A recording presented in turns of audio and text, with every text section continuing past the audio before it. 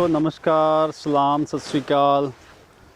मैं हूं सुखविंदर सिंह CPRI के जलंधर स्टेशन से और मैं अपने साथियों के साथ पिछले कुछ सालों से कोशिश कर रहा हूं कि आलू के ऊपर जो बहुत सारी अच्छी जानकारी किताबों में पड़ी हुई है, उस जानकारी को सरल भाषा में आप तक लेके आएँ ताकि आप अपनी आलू की खेती को और अच्छा कर पाएँ। ये हमारी कोशिश है और आपका बहुत बहुत शुक्रिया। आप कई दिनों से हमारी वीडियोस देख रहे हैं और दूसरे लोगों के साथ भी शेयर कर रहे हैं और हमें पता चला है, लोगों के फ़ोन आते हैं कि आपकी खेती में अच्छा सुधार हो रहा है। इन वीडियोस को देखने के लिए, आगे शेयर करने के लिए आपका बहुत बहुत शुक्रिया।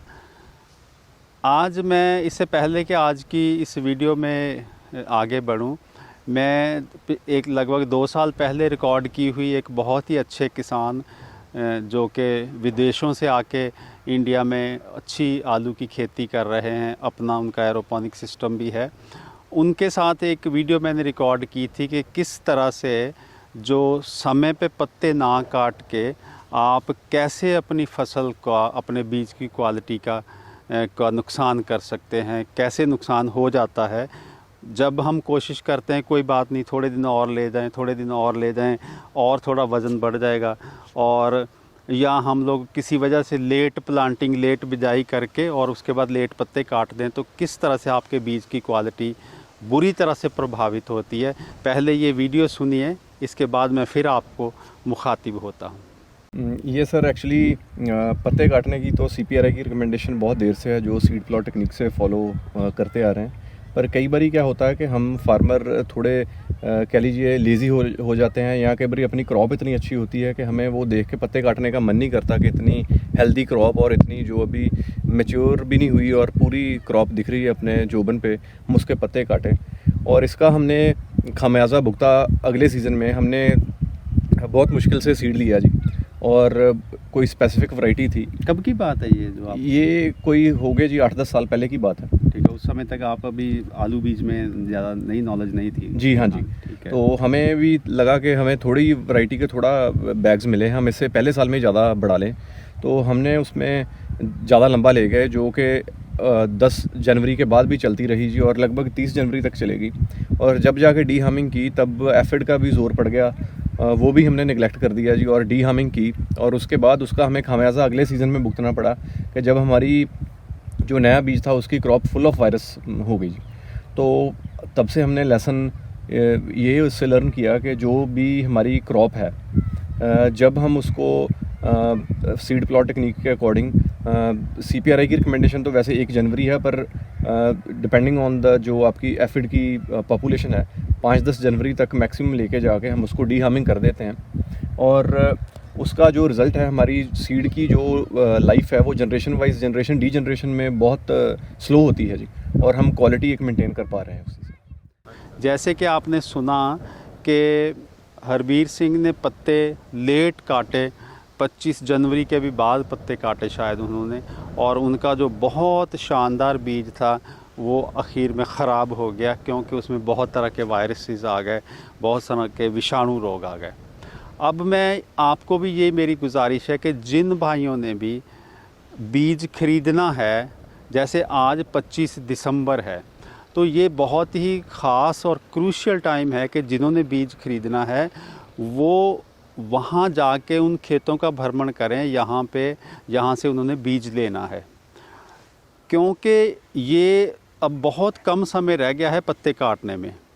जैसे कि CPRI का सिफारिश है कि जो बीज की फसल है, बीज की फसल की मैं बात कर रहा हूँ, राशन की बात नहीं कर रहा, बीज की फसल में पंजाब में 31 दिसंबर से काट देने चाहिए, उनका कहना है।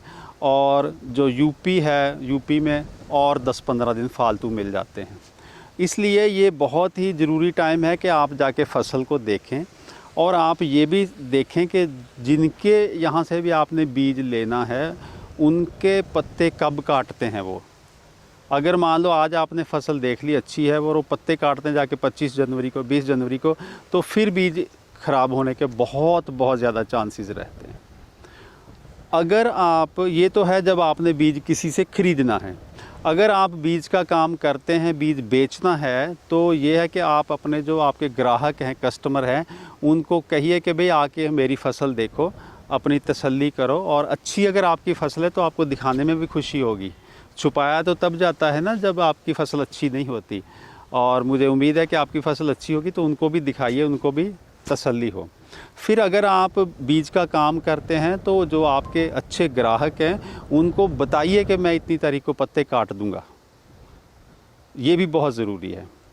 और जो लोग बीज का काम नहीं करते, सिर्फ अपने लिए बीज पैदा करते हैं, या जो वैसे बीज का काम भी करते हैं, अपने लिए भी बीज पैदा करते हैं, तो कई बार क्या होता है कि हम तो कहते हैं 31 दिसंबर, जैसे हमारे फार्म पे अगर हम लोग कुफरी पुखराज को 31 दिसंबर ले जाएँ पत्ते काटने में, उसमें तो ओवरसाइज़ बहुत हो जाता है, तो ऐसे में कई बार पहले भी पत्ते काटने पड़ सकते हैं। तो ये कैसे डिसाइड करें, कैसे फ़ैसला करें कि मैंने पत्ते कब काटने हैं? उसके लिए हमारा सुझाव ये है कि अभी 25-26 दिसंबर के आसपास, या इससे भी अगले सालों में 2 दिन पहले, एक ही जगह थे जहाँ पे नॉर्मल फसल है, जिसमें कोई कब ज़्यादा कमज़ोर या ज़्यादा अच्छी नहीं है, नॉर्मल फसल है, तो उसमें कम से कम 10 पौधे उखाड़िए आप। 10 पौधे उखाड़ के उसके जितने भी आलू हैं उनको इकट्ठे कर लीजिएगा। उसमें आप ध्यान से देखिए, ग्रेडिंग कर लीजिए कि क्या जो आप साइज़ चाहते थे वो हो गया है, बन गया है कि नहीं बन गया है। तो अगर आपको लगता है कि मेरा जो साइज़ है बीज की फसल का, वो मेरा साइज़ बन गया है जो मैं चाहता हूँ, तो पत्ते पहले भी काटे जा सकते हैं। मान लीजिए आप G2 G3 बेचते हैं बीज, तो जो ओवर साइज़ मान लो हो गया पत्ते लेट काटने से, एक तो क्वालिटी ख़राब होने के चांसेस रहते हैं, और दूसरा जब ओवर साइज़ हो गया तो उसकी आपको कीमत नहीं मिलेगी। तो आपको कीमत मिलेगी जो बीज साइज़ है, या कई बार जैसे कुफरी ज्योति और कुफरी पुखराज है पंजाब में, तो उसमें गोली के भी पैसे मिलते हैं, मतलब जो अंडर साइज़ है, छोटा साइज़ है। तो ऐसे में हमने बड़े करके करना क्या है? तो आपसे हमारा सुझाव यही है कि 25-26 दिसंबर के आसपास कम से कम 10 पौधे, एक पौधे से समझ नहीं लगती, कम से कम 10 पौधे उखाड़िए, उसकी पैदावार देखिए, ग्रेड करिए। अगर आपको लगता है कि वो जो आपका जो टारगेट साइज़ था अगर वो पहुंच गया है तो उसके आप पत्ते काट सकते हैं। ये तो है हमारा सुझाव। कमेंट बॉक्स में अगर आप कुछ और सुझाव है आपकी तरफ से, आपके पास कोई और अच्छा आइडिया है ये जानने का, तो आप भी ज़रूर बताइएगा। और हमारी बस यही दुआ है कि आपके बीज की क्वालिटी सुधरे। ये अगर टाइम पे पत्ते काटेंगे और आपके बीज की क्वालिटी मेंटेन रहेगी, तो अगले सालों में जो आपकी पैदावार है वो भी बहुत अच्छी होने की हमेशा उम्मीद रहती है। इस वीडियो को सुनने के लिए, इसको लाइक करने के लिए, इसको शेयर करने के लिए आपका बहुत बहुत शुक्रिया। फिर मिलते हैं कोई और जानकारी लेके। शुक्रिया।